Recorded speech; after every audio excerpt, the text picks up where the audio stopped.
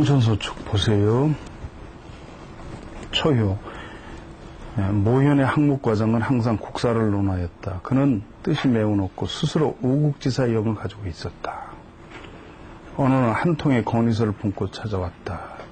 조만간 고관을 면접하여 나라를 위해 내 의견을 말하려고 하는데 어떨지 점쳐달라고 그래서 소축의 초효를 얻었다.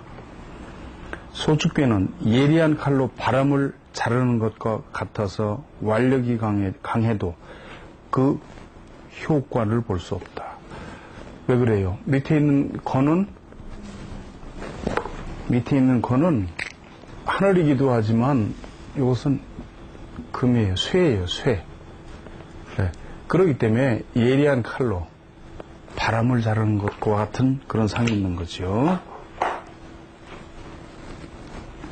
그러므로 당신의 바람이 관철될 수 없으니 포기하는 것이 좋다. 왜냐하면 상괴인 정부는 명치유신의 전관 때에 무기를 가지고 소란을 잠재웠지만 그 후는 대부분 정부에 종사하고 현재는 국가방침이 잘 세워지도록 배려하는 때이기 때문이다. 쭉 내려가요. 보면은 또 상괴는 바람으로 진퇴할 수 없는 성질이 있어서 이때 당신이 강건한 기력을 가지고 초지일관하려 해도 호박에 침죽이와 같고 만일 강하게 이르려고 하면 고관을 면접할 수 없을 뿐만 아니라 문전에서 저지당하게 될 것이다. 나아가 그 때문에 최후에는 경찰서에 구류되어 설이유당하게 될 것이다. 유치상에 들어간다 그 말이에요. 서류는. 그러므로 지금은 단념하는 것이 좋다. 이것을 복자도 하기국의 길, 자신의 길로 돌아오니 돌아온다면 무슨 허물이 있겠느냐. 길하다 이 말이죠. 이처럼 간절하게 말했음에도 그는 점을 믿지 않고 혈기에 모 대신을 방문해 자신의 생각을 주장하였다. 결국 내 점대로 되었고 그 후 찾아와 잘못을 시인했다.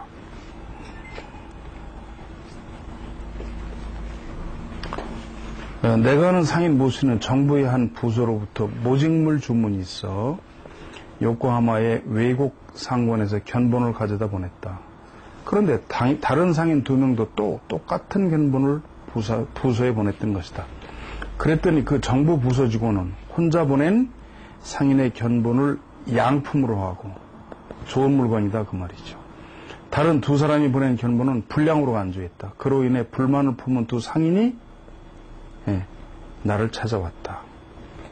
가격의 차이에 따라 배제되었다면 모르지만 똑같은 물건을 가지고 좋고 나쁨을 구분하는 것은 상품의 불량이 아니라 공무원의 배려에 의한 것이다. 그래서 이제 장관에게 고발하려 하고 있다. 금후의 특실 여하를 점쳐달라 해서 소축의 이유를 얻었다.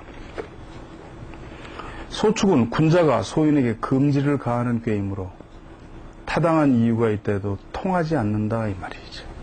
지금 2효의 양을 얻었지만 5효도 양이기 때문에 그렇죠. 여기서 정응이 아니다 이 말이에요. 모든 상인은 서로 통하는 것이 중요하지만 경쟁할 때에는 도의를 기본으로 하지 않으면 안 된다.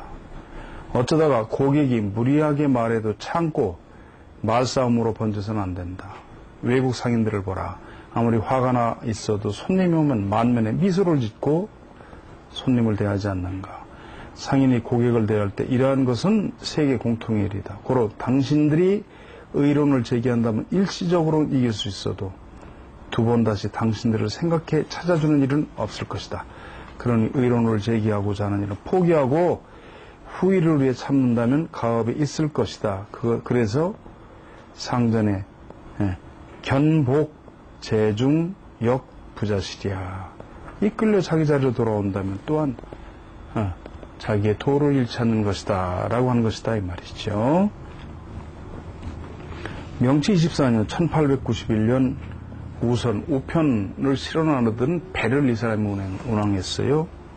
우선회사의 기선 동경환이 안개 짙은 아침에 잘못하여 얕은 여울에 오르게 되었다. 그리하여 군함이나 다른 기선이 유인하기도 하고 여러 방법으로 노력하였으나 조금도 움직일 수가 없었다. 어떤 사람이 내 집에 찾아와 이런 사실을 말하고 이 배가 탈출할 수 있을지 여부를 점쳐달라고 했다. 이 입서에서 소축의 이유를 얻었다. 그렇죠? 이끌려서 돌아온다 그 말이죠. 이 점에 의하면 지금 동경환이 얕은 여울에 올랐지만 다른 기선의 유인으로 해서 그 선체에 아무 손상 없이 안전하게 돌아올 수 있다. 부자실이란 손상이 없음을 말하는 것이다. 그 후 과연 이 점대로 되었다. 그 다음에 3요죠. 명치 6년 1876년 이와구라 우대신, 기토, 오구보, 이토, 야마구치 등이 유럽 각국 시찰의 명을 받아 출국길에 올랐다. 그리고 그들을 파견하기에 앞서 방문국에 대해서는 그 어떠한 일에 있어서도 그 나라 정부와 함부로 조약을 맺는다는 말은 하지 말 것을 약속하고 산조 대신을 비롯해 사이고우 다카모리라고 나중에 서남전쟁을 일으켰다가 할복 자살했죠. 소에지마, 고토우 쭉 해가지고 대사이랑이 귀국할 때까지도 어떤 일도 새롭게 시작하지 않을 것을 약속했던 것이다.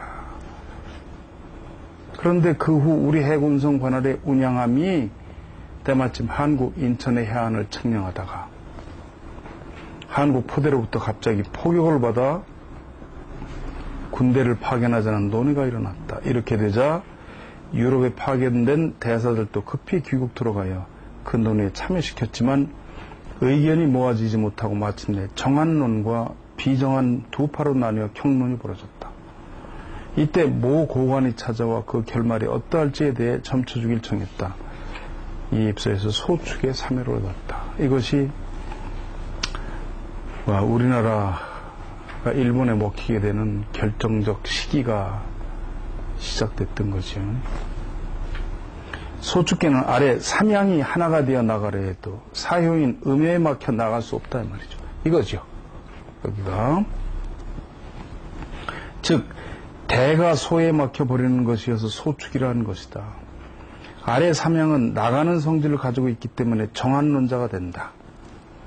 이 삼양은 정한론뿐 아니라 우리나라 300년간 쇄국을 국시로 하였으므로 유럽 각국보다 문화가 늦어 있음을 한탄하고 유럽의 진보된 문화를 모범으로 하여 만사 전진을 기조로 해 받아들이지 않으면 독립을 유지하기 어렵다고 하는 기세이다.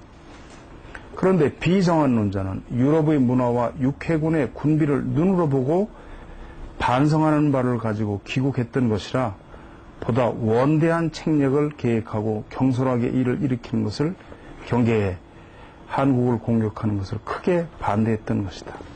여기 나오잖아요. 우리나라가 생각한데 정한이라는 목적을 일단 달성해도 조선인이 천국에 가 천국 정부와 함께 회복을 도모하는 자도 있을 것이고 혹은 러시아령인 블라디보스톡의 원조를 청한 자도 있어 청러 양국은 조선의 의뢰를 받아 우리에게 담판을 청해올 것이다. 그때는 동양에서 사건이 일어나기만을 기다리는 영국, 프랑스, 독일 각국도 똑같이 구실을 만들어 어떤 문제를 일으킬지 예측할 수가 없다. 그래서 각국의 군함이 동양에 모이고 일본에 혹은 조선에서 우리 군함과 개전하는 일이 있다면 우리나라 현재의 해군력으로는 반드시 이긴다는 승산은 없을 것이다. 이제 막 눈을 뜨고 있는 조선을 정벌하여 일시적으로 쾌자를 부른다 해도 결코 우리나라 명예는 되지 않는다. 이것이 비정한론을 주장하는 귀국한 대사들의 이유였다. 지금 사유의 의미 군축에 있고 그렇죠. 여기가 관의가 드높은 때이므로 반드시 비정한론으로 기울어져 정한론은 성립되지 않을 것이다. 정한론자들은 오로지 자신의 의견이 현 시점에서 가장 적절한 대책이라고 생각하고 있기 때문에 이것이 채용되지 않을 때는 사직도 불사할 것이다. 이것을 여탈복. 수레는 무거운 것을 싣고 운전하는 기계이니 지금 복을 말하는 것은 차륜과 자체를 분해해 사용하지 않음을 말하는 것이다. 정한론의 참여는 국가의 중임을 맡은 사람이나 수레가 차륜을 벗어나려 하니 그 관직을 사임하고 휴직하게 된다. 삼양은 여기 강건하지만 이름에 밀리잖아요. 자신의 의견이 통하지 않는 것은 마치 아내가 남편을 누르고 남편은 아내에게 제압당하는 것을 원망하여 서로 반목하고 적대시하는 것과 같다. 이것을 부처 반목이라고 한다. 그 후 과연 비정한론으로 결정되어 정한론을 주장했던 참의들은 전원 사직하였다. 무서운 일이 벌어졌죠. 이때 고종 때인데 정말 무능한 임금에다가 또 명성황후 그리고 아주 그 지독한 대원군 이하응 이 사람들이 나라를 완전히 말아먹은 거죠. 그래가지고 심지어는 군비도 증강도 안 하고 그랬기 때문에 일본의 운영호가 인천 앞바다에 와갖고 남의 땅을 남의 나라를 저희가 청량을 했어. 그래서 그걸 대포로 쐈단 말이죠. 그랬더니 일본 유신 상벌 중에서 그 중에 한 사람인 사이고 다카모리가 정한론을 주장을 했어요. 군사력으로 그냥 한국을 쳐버려야 된다. 그리고 그냥 다 복수해야 된다. 이렇게 된 거죠. 그런데 한국 정부는 그걸 몰랐어. 대원군도 몰랐고 더구나 명성황후 민씨는 청나라 군대에 붙어가지고 그냥 개화를 막았죠. 응? 김옥균 등이 일으킨 그 갑신정변을 그냥 그 청나라 군대를 무력으로 해가지고 저지해버리고 그냥 있었어요. 그러니까 누굽니까 누구 그 글에 보면은 뭐라고 그랬느냐면 황제와 그 다음에 황후는 나라가 어떻게 돼도 괜찮고 백성이 어떻게 돼도 괜찮다. 자신들하고 자신들의 자식들만 괜찮으면 안전하면 괜찮다라고 생각한다라고 썼어. 그런 기록이 내려와요. 사이고 다카모리가 정한론이 받아들였다면은 임진왜란보다 훨씬 더한 엄청난 아마 다 죽었을 거예요. 그런데 비정한론자들이 결국 이기죠. 그러니까 사이고 다카모리가 사직하고 나가가지고 남부의 가고시마 고향으로 내려가서 군사학교를 세워요. 그래서 군사학교에 학생이 2만 명이 됐어. 그래서 걔들을 데리고서 반란을 일으킨 것이 서남전쟁이에요. 그래가지고 관군한테 패하고 오사카 성을 공격해가지고 그 당시 함락시켰죠. 엄청난 사람들이 죽었어요. 그때 굉장히 많은 사람들이. 그래 관군에 패하고서 동이 트는 산 위에서 동쪽을 바라 키가 컸지. 굉장히 컸어요. 일본 우에노 공원에 가면 사이고 다카모리 동상이 있어요. 보고 있다가 칼로 할복 자살을 해요. 그 옆에 있던 부하가 목을 쳐서 끝났죠. 그러니까 얼마나 이 조선조를 돌아보면은 사람은 둘뿐이야. 정말로. 세종대왕하고 이순신밖에 없다는 거죠. 정말 무능한 왕조였던 거예요. 에? 사요를 보세요. 명치 5년 1875년 모 고관이 운기를 전치사에서 소축의 사유를 얻었다. 소축배는 사유의 이름이 구호의 아래에 있어 군덕을 봉제하여 상하 오음이 급진하는 것을 제지하고 오로지 국가에 봉사하고 임금에게 충성을 다하는 것이다. 이것을 유부, 성의가 있다, 성신이 있다 그 말이죠. 하나의 부드러움으로 많은 양을 제지하는 때이다. 국가를 다스리는 데는 대부분은 말로 해서 쉽게 이루어지는 것은 없다. 혹은 많은 사람 가운데는 의견이 다른 자도 있고 그 때문에 뜻하지 않은 재난이 일어날 수도 있다. 지금 그 상이 있다 해도 다행히 면할 수 있으니 혈거척출 무구라고 한다. 그렇죠? 상처가 가시고 두려운 곳에서 나온다. 이 점을 고관에게 말하자 예의를 다하였다. 그 후 그 고관은 폭도의 날을 만났으나 경상에 그쳤다 이 말이에요. 폭도에 만나면 폭도라고 하는 건 이게 말하자면 자객이거든.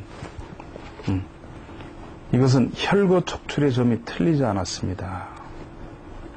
명치 4년 1870년 3월 친구 오카다 씨가 찾아와 계획하고 있는 사업의 성부를 점쳐달라고 했다. 소축의 오해를 얻었다. 소축계는 재를 축적하는 상이기 때문에 반드시 장사해서 이익을 얻어 만족할 것이다. 실행할 즈음에는 부하의 힘으로 더 큰 이익을 얻고 그 후는 그에게 이익금을 배당하는 형국이 거울에 비치는 듯하다. 고로 망설이지 말고 사업을 일으켜야 한다. 과연 그 전대로 되었다. 그렇죠? 여기서. 여기에 지금 부하가 있는 거죠. 사요에. 상효 명치 22년 1889년 어느 달인가 모 고관이 방문하여 시사를 상담하며 시대 일이죠. 그 시대 어떤 정당의 당수 모 씨의 운기를 점쳐달라고 청해서 소축의 상효를 얻었다. 소축계는 천상에 바람이 있는 상으로 하늘은 기인이 상승하는 성질이 있지만 위에 바람이 있어 오를 수 없다. 오르지 않으면 차가워지지 않기 때문에 비가 되어 내릴 수 없다. 이것이 미룬 부루이다 이 말이에요. 또 바람의 소로서 하늘의 대를 맡고 있는 것이므로 이 꾀를 소축이라 이름하는 것이다. 이것을 국가에 비유하면 사효의 이름이 쇠를 얻어 직권을 가지고 있으므로 상하의 오양은 여기에 응하지 않을 수 없다. 또 양은 대이고 음은 소의 소로 이름을 가지고 오양을 막는 것이 소축의 뜻이다. 고로 유 득위 이 상하음지 와할 소축. 유한 것이 여기 자리를 얻고 위아래에서 모두 응한다 이 말이죠. 대저 이 점은 정당의 당수가 관계하고 있는데 그 결론과 같이 되기까지 오래전부터였으므로 그 원인부터 설명하겠다 쭉쭉 해놓고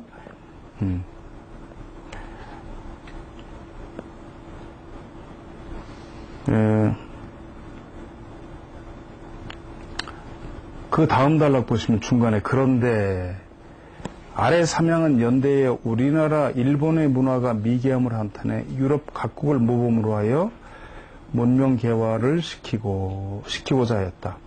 사회의 음은 급진하여 실패할 것을 염려했기 때문에 쉽게 이를 결행치 못하고 삼양은 이것을 보고 우유부단하다며 자신이 말하는 바를 실행치 않음을 개탄하였다. 주저하고 있는 사이에 정치의 질서는 차츰 정비되었던 것이다. 이것이 단전에서 말한 건의손 강중의 지행, 강건하고 그리고 겸손하니 그리고 강건한 것이 중앙을 차지하고 뜻이 행해진다라고 하는 것이다. 돌아보면 명치 5년 3월 만기 공론으로 결정되어 왔다는 칙명이 있었다 해도 앞에 말한 바와 같이 사정이 있어 이를 시행하지 못하고 지연되었던 것이 미룬부루다 그 말이죠.